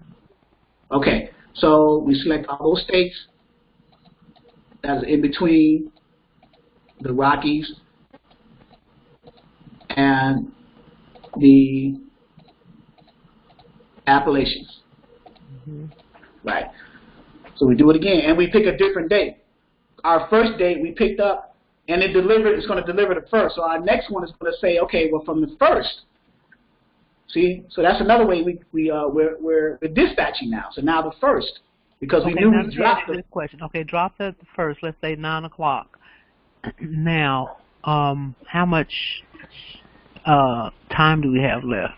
I've got to think of that as well. Well, you have to think of your driver's time, because even if they have enough time to even go pick the load up and then do their reset, they can pick the load up and then sit on that load while they're doing their reset, and then once their reset clears, they can just go ahead and drive and deliver the load. I've done that plenty of times. Yeah. So, but that's good you mentioned that. You got to factor in your time. So let's say the first is a Friday. Let's say the 4th. Let's say we do our 34 over the weekend. So we're going to sit in Indiana after we drop. We're going to do our reset. And then let's say we don't. Let's say worst case scenario, we don't have time. Wait a minute. Have we used up all of our time because we left on the 29th? Right. Let's say we did or we didn't. You can select multiple dates. You can say if you had enough time to pick up on that Friday after you dropped in Indiana on that Friday, or you can wait till Monday and select that day too. You can select more than one day. You can say Monday, Friday, or Monday. Okay. Friday or Monday, your weight requirements are still the same, and your state options are still the same. All those states that are between the Rockies, which is where you don't want to go, and the Appalachians, which you don't want to go. So now we're editing our search criteria to meet our specifications. So we dropped in South Bend, Indiana on Friday. We may or may not have time to pick up a load on Friday. So we select Friday. Hell, let's select Friday and Saturday, because sometimes loads pick up on Saturday and Monday. So Friday, Saturday, and Monday. So now those are the search options. So let me ask you this question. I really like the drivers on the road on the weekend. You know what I mean? Okay. So we select. I put a weekend day on there. you're not gonna find you rarely find a load that picks up on a Sunday. It has to be a Well, I mean, like on Friday, say a Friday load pickup to deliver the Monday. Right. Because they really don't like sitting on the weekend. Right. Yeah. Some drivers sit on weekends, do their reset. Others want to be on the road on the weekends. Because while other people are sleeping and I'm doing their resets, I'm making money. Right. I'm driving, making money, doing what I do. So what I did is I edited your second load that picked up in Indiana, either Friday, Saturday, or the following Monday. Those 3 days, and this is what we got. We got 52 loads now. So Robert said, look, after South Bend, Indiana, hit Michigan. Well, Michigan was one of our options. Hit Southern Michigan for a pickup, yeah, for a drive-in. And see, Robert knows. So let's hit. So we got 52 choices in our second leg of this 3-leg run, right? Our first leg was from Terrell, Texas to South Bend, Indiana. Now we can either pick up something on Friday the 1st of November, Saturday the 2nd, or Monday the 4th of November. Robert says Michigan. So let's see if anything, pick up something in Michigan right here, which is 37 miles from South Bend, Indiana. Here's one going to Lubbock, Texas. And it's J.D. Hunt again. So we can use the same broker for 2 loads right now. Oh, wow. So here's one. It's 1,200 miles now, and it's going to Lubbock, Texas. So Lubbock, Texas is in the area like, oh boy. Yes, I'm close to the mountains. You're getting close. Yeah. You see what I'm saying? Look, right there. You're playing around. You're playing with my money. So, so you may have to deadhead a little bit to get back over into the inland. But if it's worth it, well, I can pick up something from out of Lubbock back down to anywhere. If they're not ready to come home. Right. There you go. So a little short run just to make a little money and make some fuel up. Right? And let them come see their family for a minute and let's go. Right. So let's keep this one in mind. We're in South Bend right now. We just dropped our first load in South Bend, and we're deciding this one picks up on the 1st, Friday. So let's say we dropped early in South Bend on Friday, and we can get this one. We can pick this one. This shipper, let's say this shipper is a 24/7 shipper. So we can pick it up whenever we get empty and drive 37 miles to pick this one up. So we're still within our dispatching duties, right? Let's keep this one as an option. I'm gonna keep it open. I'm not gonna close it. And let's scroll down and see if we can find anything else that's decent going to other areas. That's 1,000 miles. Let's say this was going to Oklahoma, Fort Wayne, which is 71 miles from South Bend, and it's going to Oklahoma. So if you look at the map. So it's good to keep a map open. It's good to have these hot market tabs open. Matter of fact, let me copy these for you guys. This is a pretty interesting training today. And here's another question. Is there a software that can keep up with the load time as well as their hours of service at the same time? Because that is a mess. Oh, that's a good question. Hours of service. Your ELD is keeping up with that, supposed to anyway. Yeah, but I don't have access to each of the ELD. I begged for it, for access to keep trucking this. So maybe I have to get my own. Maybe not. Well, ELD, either that or system. Yeah, either that or trust that you have a good driver that's going to keep you up to date with their hours. So you can keep in track of it too, so they won't get past their hours of service. Is there a tracking system I can have? You can have the only one that I know. Whatever good one, McCOY.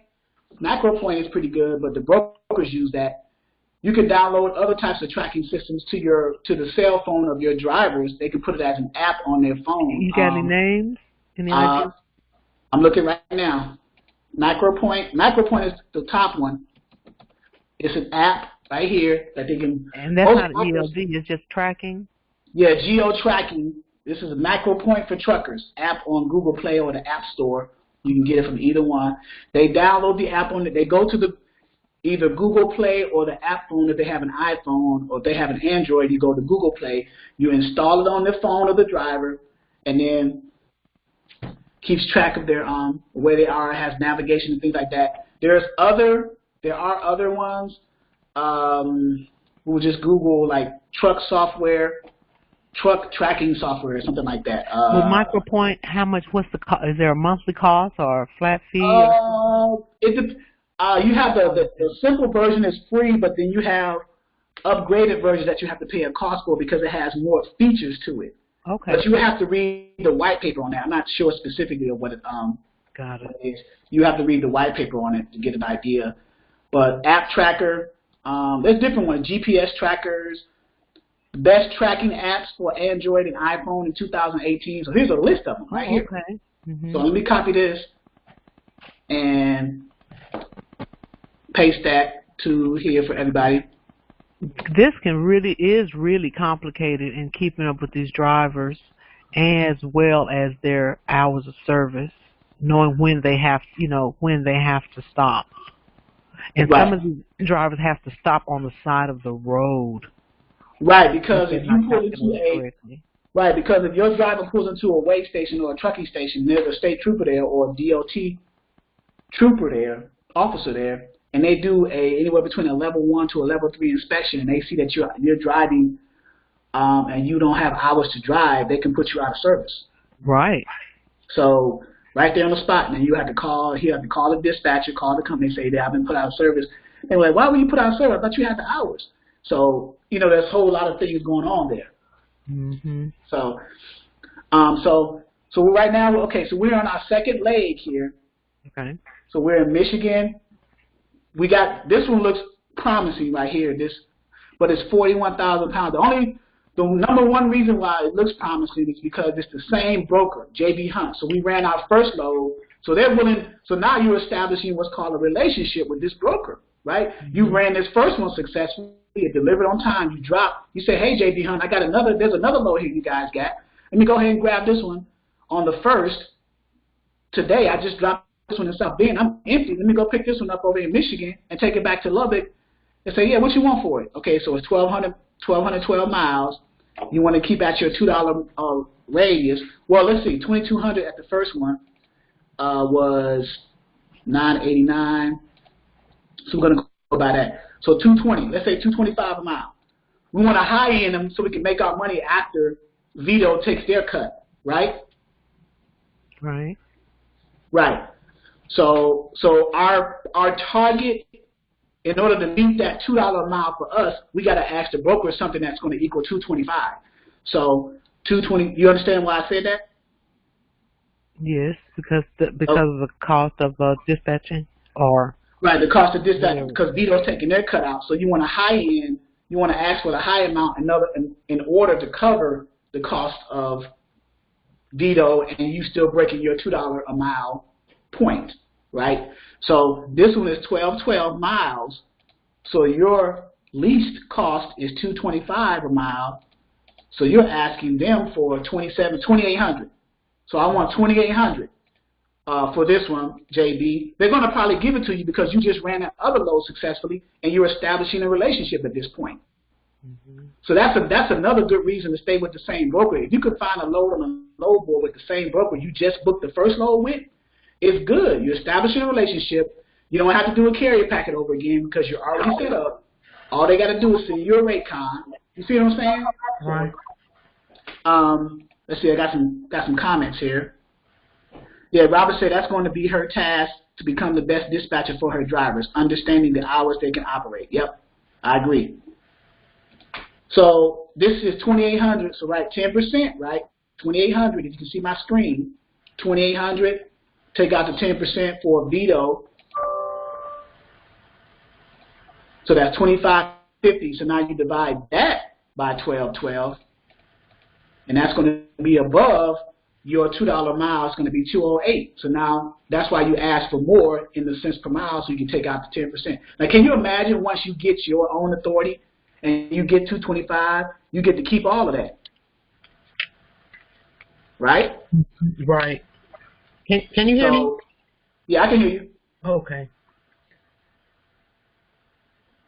So now, JB Hunt. Let's say we take this one, JB Hunt. I'm looking at other ones though, but this one has promise. The only thing that I'm a little bit leery of is it's going to Lubbock. But other than that, Yeah, and then Robert said on that JB Hunt load, it could be the same agent booking that load. So now you're making money for that agent. You guys establishing a relationship. So on that JB Hunt load, is it the same agent on the booking? Yeah, it could be, or it could be a different one. Even if, Robert, even if it is a different broker, it's still the same company. You could say, hey, Mr. Agent, I work with this other broker on this other load. Can you look up who the agent was on the load that I took a few days ago going from Terrell, Texas to South Bend? He'll say, yeah, let me check. Oh, yeah, this was Kathy. Let me get her on the phone. Let me transfer you to her. And then they transfer you to it. Hey, Kathy, remember that load I just did with you from Terrell, Texas to South Bend? She said, yeah, I remember that. That was a good load. You guys did a good job. Well, look, I found this other one in Hartford, Michigan. This is you talking to the broker, right? I found another one in Hartford, Michigan going to Lubbock, Texas. Can I grab that one? So say, yeah, it's still available. You see what I'm saying? So you're establishing a relationship, and it has 13 backhauls. But let's see if we can find another one that's even a little bit decent that's going. That one looks promising, especially if you want to get back to Texas. Here's one, Garland. I don't know how far Garland is from Dallas, Linda. McAllen, no way. Right up the street. Oh, well, see, okay, well, there's a better one. Here we go. But the only thing is now you got to deal with a different broker, right? So now you got to get back into that negotiating phase and blah blah blah. See, so there's pros and cons with this now, right? There's give and take. You got a good load, but you got a different broker. You see what I'm saying? You got this load. You got the same broker, even possibly the same broker agent that you can talk to that can help you negotiate that rate up to $2,800, $3,000. With this one down here, this Garland one,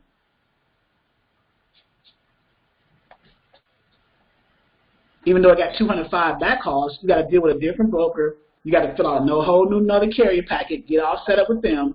You see, so, you know, maybe your carriers may already be set up with them, maybe not.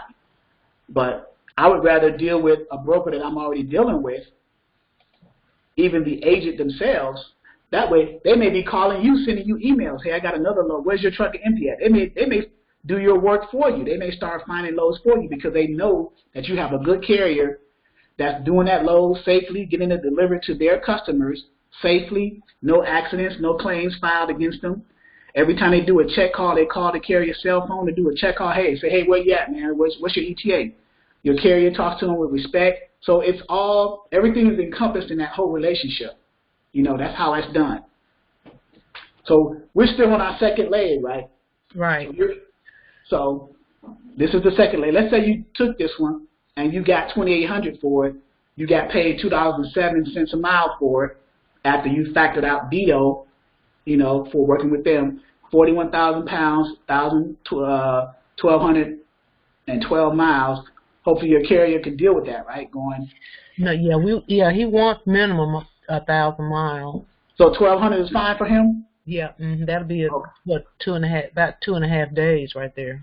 Right. So let's say it picked up. So you dropped in South Bend, you drove 37 miles up to north to Michigan, picked this up, and so that wasn't really that far your way. Even though it's north, it wasn't that far out of your way because South Bend is like right here. Here's South Bend. You drove about 37 miles north to Hartford right here. So that's not that big of a deal.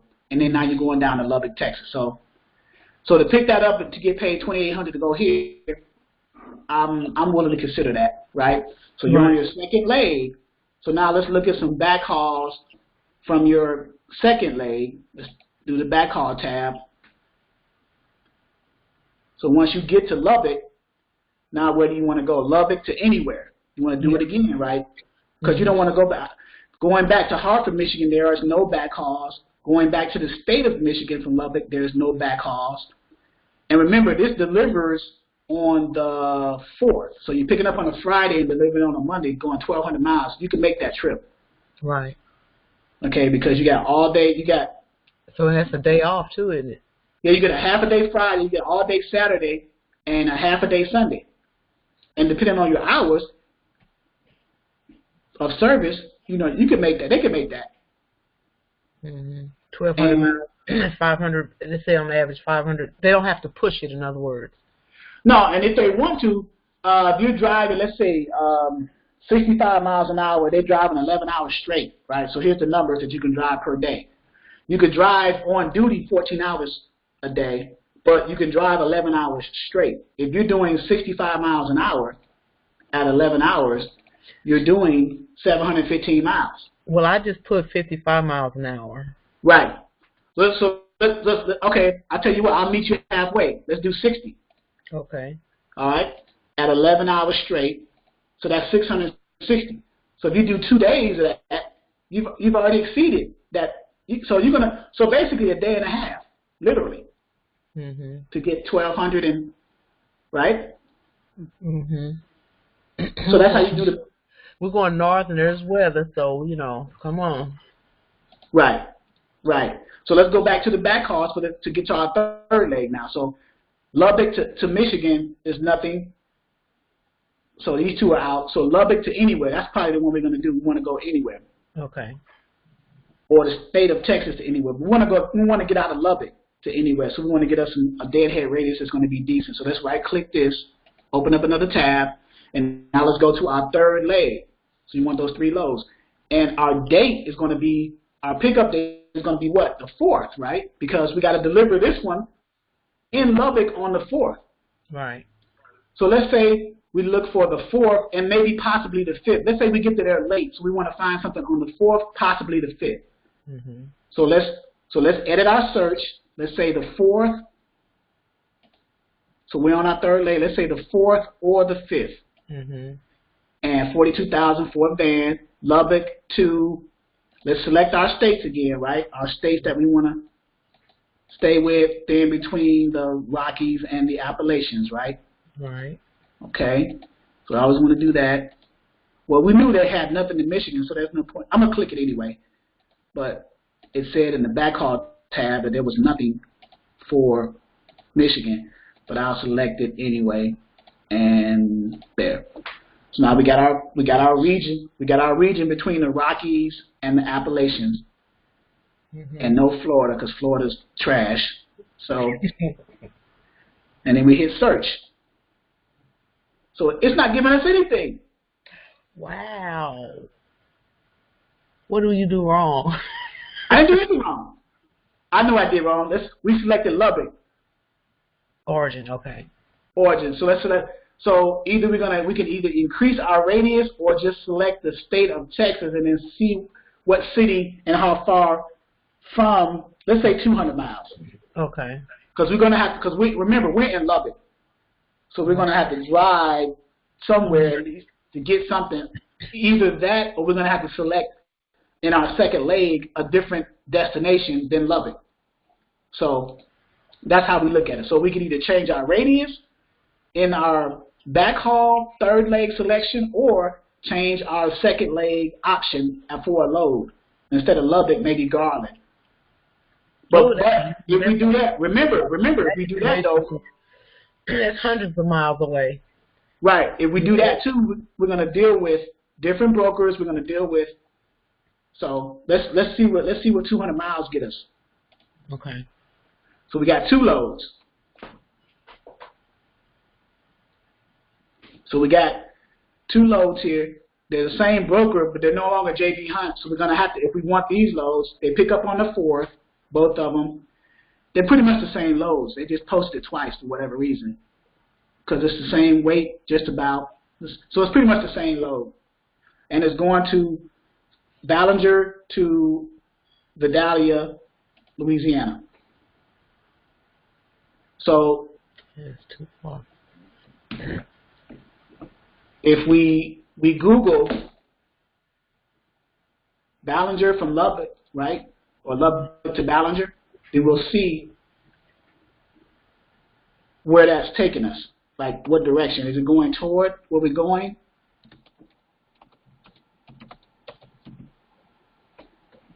This is an awesome training. So it's going southeast, which is heading toward Louisiana, and it's passing by Dallas. So it's going in the direction of where you was going anyway. So that could be an option, number one, right? That could be an option. It's going toward, look, Fort Worth. There's Dallas, Fort Worth, DFW. There's Lubbock to Ballinger right there, and you're heading toward Louisiana, Ballinger, Louisiana. I mean, the Valley, Louisiana. To Shreveport. So it's going somewhere over here. So it's going, the deadhead is going towards where you're going to deliver anyway. So it's worth a consideration. Or we can go back to our second leg and choose another option. So that's, as a dispatcher, that'll be your choice in that regard. So are you starting to catch on to that? Right.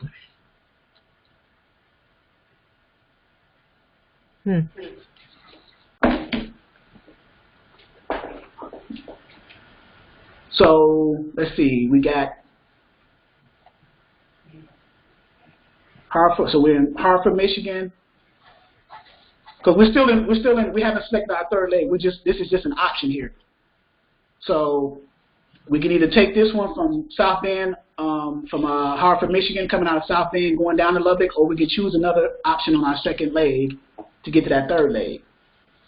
So we got some Fort Worths here from Frankfurt. So we here we go. Bam. JB Hunt, still the same broker. It picks up on the second, which is a Saturday. That's an even better option right there. Okay, so what we did was we just picking more options, more backhaul options from Indiana. Right. Well, yeah, because we were on our second leg. So we delivered our first leg in South Bend, Indiana. We were on our second leg. We chose the first one on our second leg was South Bend. I mean, was from Hartford, Michigan to Lubbock, Texas, but that wasn't ideal. So I found another one here from Frankfort, Indiana, which is 97 miles from South Bend. It picks up on a Saturday. You dropped in South Bend on Friday, remember? Remember? Right. You dropped in because right now technically we're physically still in South Bend, so we're on our second leg, right? We're trying to get to our third leg. So we're still in South Bend. It's a Friday.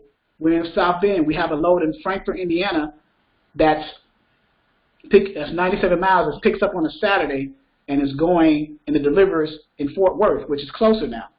Fort Worth obviously is right there. So Frankfort to Fort Worth. So now the question becomes, back here is South Bend, Indiana to, what was that, Frankfort, Indiana? Fort Worth. No, the city that we're picking up, Frankfort, Indiana. Frankfort, okay. Frankfort, yeah. Frankfort, Indiana. It's 97 miles, but where is it going? Okay, so it's going south. So it's going towards Texas, so that's good. See? So that's not a bad deadhead because it's going into the direction of where you're delivering. Your next pickup on your second leg is going towards Texas, so that's good. So let's say we select this option. So now we're going to pick up, and then we got 208 backhauls. So now let's get rid of this third leg, and it's 900, and so let's do our math again, right? Let's do our numbers that we want. So it's 912 miles, right? You want your break even or profit point after Vito takes theirs out is 225, remember? 225 a mile. It's JB Hunt and it's a light load. 18,000 pounds. It's the same broker, even the same broker agent. We want 225 a mile times the 912 miles. So that's, let's say 2,100, right? Let's round up. So 2,100, take out Vito's 210, 10%, right? Right. So it's 1,890 divided by that 912 miles? Right. Follow that so far? Right. So now you back to 207. So you're making your money, right? You still your $2 a mile after Vito gets there cut. So now we decided, let's take that one. Frankfurt, it picked up on a Saturday. So now all we got to do is go to our South Bend to, it picked up on a Saturday. So now we got to go to our backhaul and say let's say Fort Worth to anywhere. Unless you want to go back to Indiana, but let's say anywhere, because so we can edit it and choose our states again. That's within the between the Appalachian and the Rockies. Okay. So let's right click this and select Fort Worth to anywhere.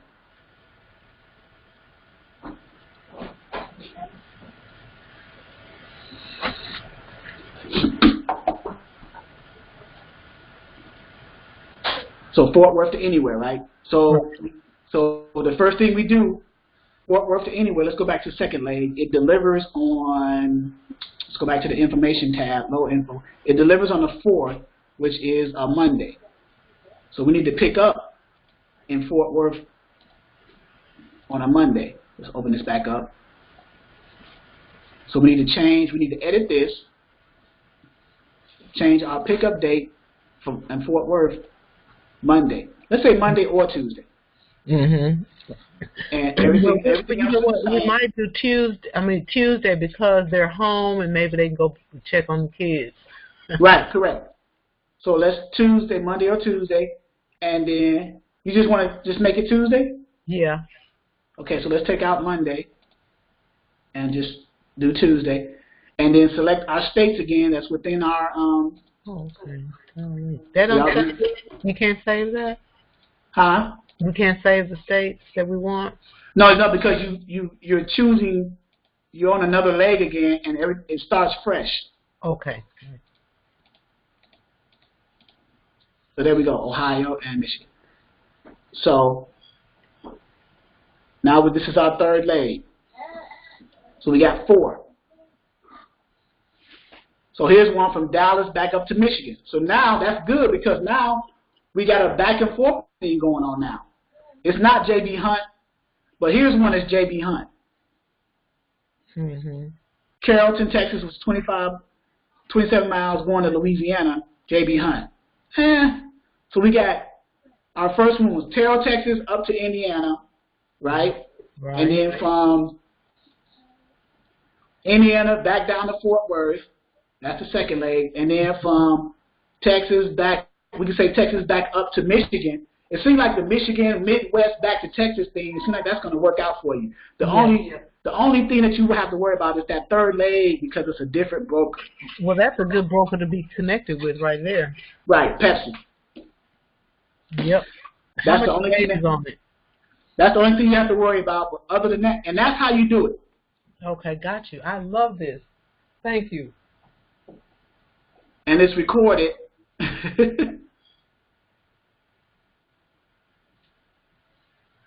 Thank you. Robert said, as a side note, he's applying for be a sub agent with Trinity Logistics. And Trinity Logistics, I think they're one of the ones.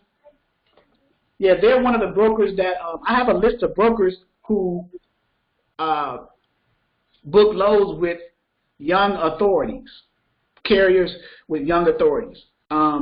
Trinity, Fifth Wheel, England, TQL, C.H. Robinson, Knight Transportation. So there's a list of them. But TQL don't give you one chance to mess up. Right. C.H. Robinson was on the list. I'll get that out onto the website pretty soon. So, but that's it. So we got 3 loads, 3 legs on this training. This is now this is some in-depth training where you actually see and we look and we go over the numbers and we see how it works out. We find out what we really want as a carrier. What's our margins? What's our break-even point? What's our profitability from that break-even point? If we are a carrier, at least under someone's authority, and if we are a carrier with our own authority, all we got to do is just take what we took out of that money and give it back to us ourselves. And we'll know. We got a chance to look at the market, the load-to-truck ratios for the specific equipment type, and the demands, and the lane, the van rates, the rates for that lanes, or the rates for that region, I should say. And right here. So we kind of went over in depth, I guess you would say, the art of dispatching a little bit for a specific equipment type. So if you have a different equipment type, all you have to do is apply the same concepts to your equipment type. You just take the same principles and concepts and apply it to your equipment type. Now, the beauty of 123 load board is you got backhauls, you can look up stuff, see the numbers, see the fuel costs, everything. So there you go. Any questions? I'm going to log out all these things. Any questions? What is the name of this video? I'm going to call it The Art of Dispatching. Or what name do you want to call it? That's awesome. I love that. You can put my name in if you want to. Yeah. The art of dispatching featuring Linda McCoy. Awesome. All right, I'll call it that. Matter of fact, write that down. That way because I'm assuming you're asking because you want to reference it, right? Exactly. And go back and play it over and over again. Get some over and over and over until I figure it out and learn it, and until I mastered it. Yeah, I'm not going to put it on a YouTube channel. I'm going to put it directly into our portal, the website where you have access to already under our training video sections for the month of November, right? Because you still have access to this stuff, right? Yes. So under training video, they're grouped, they're grouped by months. I started last year doing it online in the month of November, so it's basically going to be at the top. So be able to see that. Let me see. Log out of this, log out of that. And I still need to understand dispatching the guys as well as keeping up with their hours of service. That is really something that's very important. Run into a lot of issues, even dispatching guys out. Well, what we might do is I'll give some more information about that. I may have a training, a thorough training like this one on our next training that maybe go into detail about that specifically. Mm-hmm. So very important. Wow. Yeah. So like drivers that have to stop on the side of the road because they can't. They have 10 minutes before the hour of service ends.